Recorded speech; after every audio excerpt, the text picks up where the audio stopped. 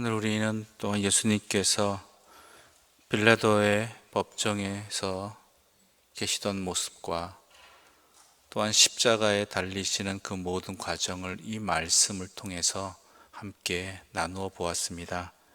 아마 한 절 한 절 읽으시면서 많은 생각과 또한 여러 가지 것들이 여러분에게 다가왔으리라 믿습니다. 또한 그래야 되고요. 항상 우리 주님의 십자가에 달리심은 그때 2000여 년 전에 일어난 사건으로 그치는 것이 아니라 오늘 우리 안에서도 매번 일어나고 있는 우리를 살리시고자 하시는 하나님의 은혜의 자리이기 때문입니다. 그런데 이 본문 속에서 안타까운 모습을 보게 됩니다. 그의 대조된 또 다른 모습을 보게 되지요.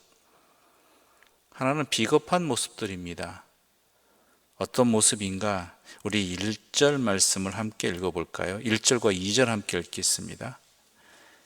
새벽에 모든 대제사장과 백성의 장로들이 예수를 죽이려고 함께 의논하고 결박하여 끌고 가서 총독 빌라도에게 넘겨주니라. 네.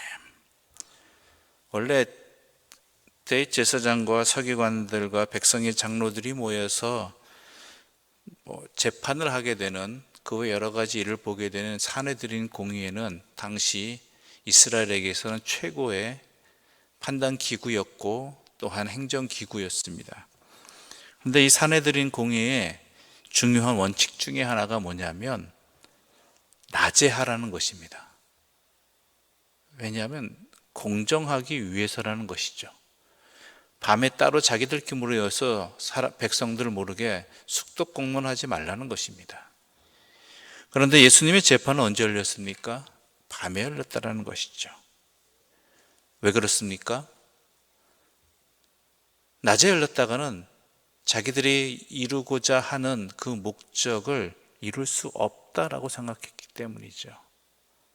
예수를 죽이고자 하는 그 목적을 이루기 위해서 가장 공정함을 원칙으로 해야 되는 그 원칙 산헤드린의 그것조차 깨트려 버리고 한밤중에 모일 정도로 비겁했다라는 것입니다. 그리고 객관적인 재판의 과정이 아니라 그들 스스로가 판단을 내려버리는, 이미 자기들 안에서 결정을 해놓고 자기들이 증언을 듣고 판단하는 자가 되어버리면 그게 무슨 소용이 있겠습니까? 그뿐만이 아니지요. 그들은 사형을 언도할 권한이 없습니다. 사형의 권한은 로마 총독에게 있었죠. 그럼에도 불구하고 이미 그들은 사형이라고 결정을 내려버렸습니다. 그뿐만이 아니죠. 낮에 빌라도의 법정으로 데려간 것이 아니라 언제 데려갔다고 오늘 1절은 기록하고 있습니까? 새벽에 기록하고 있죠. 새벽.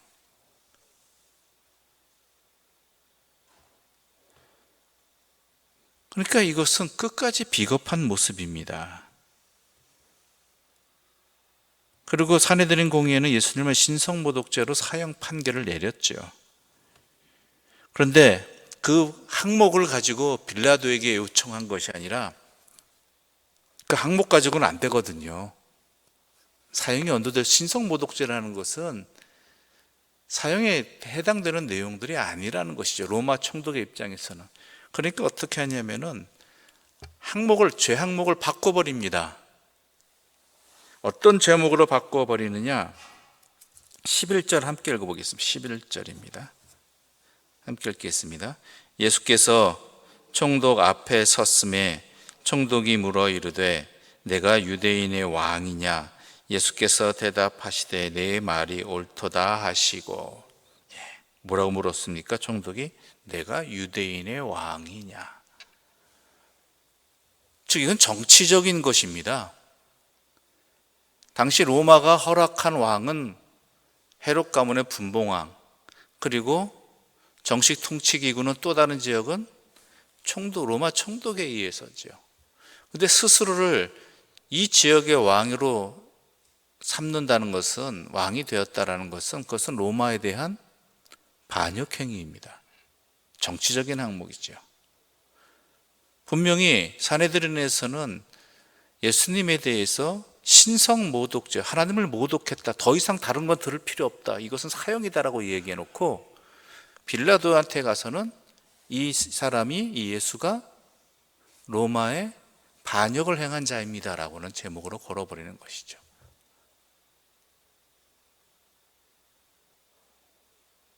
그러니까 이것은 얼마나 비겁한 일입니까? 비겁한 행위입니까? 가장 공정해야 될 사내들인과 또한 대제사장들이 이런 일을 행하고 있었다라는 것이죠. 예수를 십자가에 못 죽이려는 또 다른 비겁한 모습이 나타나죠. 빌라도이지요. 빌라도가 몰랐겠습니까? 그러고 조사를 안 했겠습니까? 한창 온 예루살렘이 떠들썩할 정도로 호산나 소리가 외쳐지며 들어온 사람이 정치에 대해서, 그리고 유대 곳곳에서 벌어졌던 이런저런 사건들에 대해서 이 사람이, 이 빌라도가 몰랐을 리가 없다라는 것이죠. 그런데 문제는 뭐냐면 이 사람도 또한 밀란이 일어날까 하여서, 즉 자기가 통치하는데 어려움을 겪을까 해서, 자기 삶에 어려움이 있을까 해서 예수에 대해서 죄 없음을 분명히 알고서도 이것을 묵인하여 버렸다는 것이죠. 심지어 어떤 일까지 있었습니까?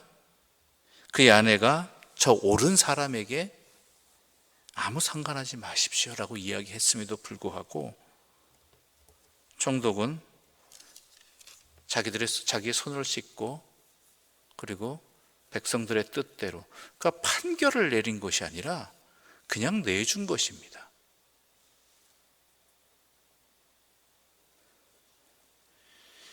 이 23절 말씀 함께 읽어볼까요? 23절입니다.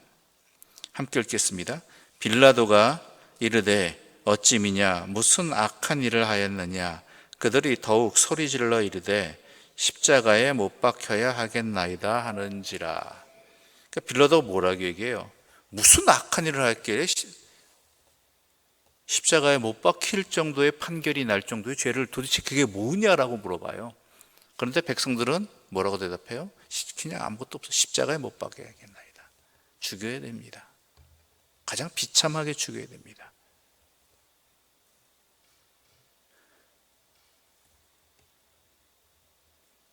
분명히 그럼 다시 물어야 되겠, 이 십자가형이라는 것은 함부로 판결 내릴 수 없는 상황인데 도대체 지금 뭐냐, 죄가 항목을 얘기하라 이렇게 얘기했음에도, 해야 됨에도 불구하고 그렇게 안 하죠. 밀란이 날까 봐, 자기 통치에 어려움을 겪을까 봐. 이게 우리의 인생의 모습이기도 합니다. 하나님의 뜻이 아니라 자기들의 목적을 나의 목적을 이루기 위해서 우리는 어찌 보면 비겁한 삶을 살아갈 때가 있습니다. 또한 때로는 아님을 알면서도 내가 혹시 손해볼까 봐, 해코지 당할까 봐, 어려움 당할까 봐 거기에 대해서 모른 척하기도 하고 함께 동조하기도 하는, 때로는 침묵해버리는 그러한 모습이 우리 가운데 있다라는 것이죠.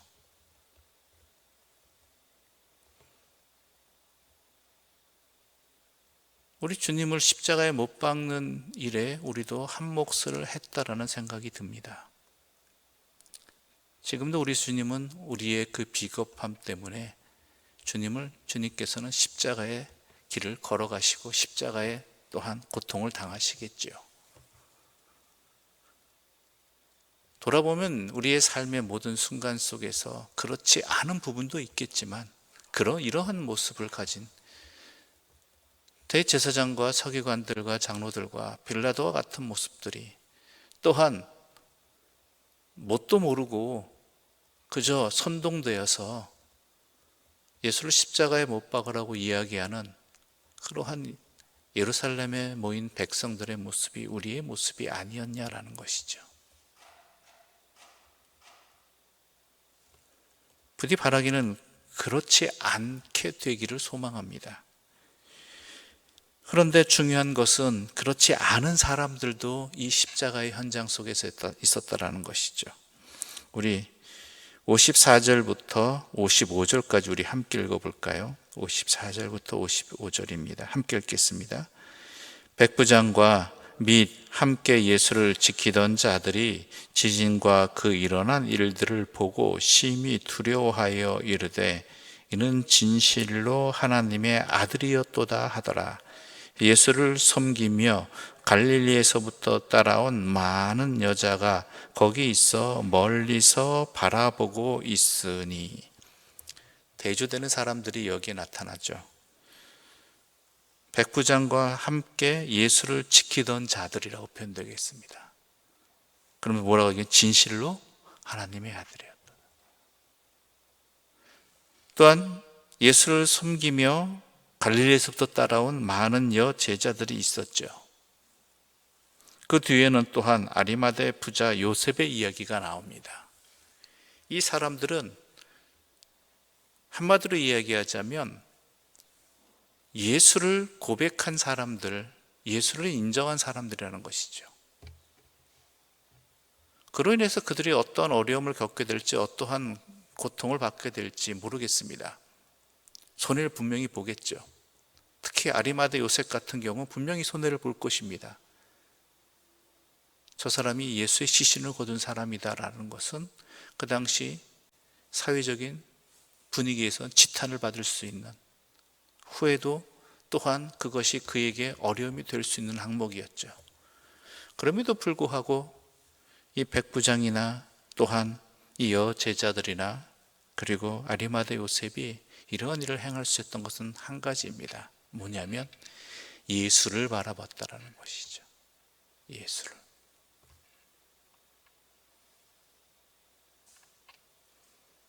우리 인생도 마찬가지입니다. 우리 인생이 비겁함을 벗어나고자 하는, 예수를 십자가에 못 박는 그 비겁함으로 벗어나고자 한다고 하면은 한 가지 방법이 중요한, 어찌 보면 유일한 한 가지 방법입니다. 삶의 모든 순간 속에서 예수를 바라보는 것입니다. 예수 앞에 있는 것입니다.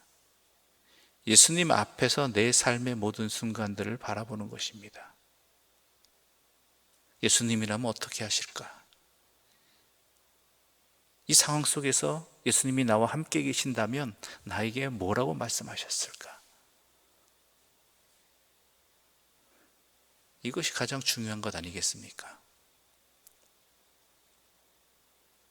그러면 우리는 최소한 그 주님을 인정함으로 말미암아 우리의 삶의 모습이 비겁함에서 벗어날 수 있게 되는 것이고, 예수를 나의 삶의 주인으로서 인정하게 되는 그 참된 기쁨의 삶을 살아갈 수 있는 것입니다.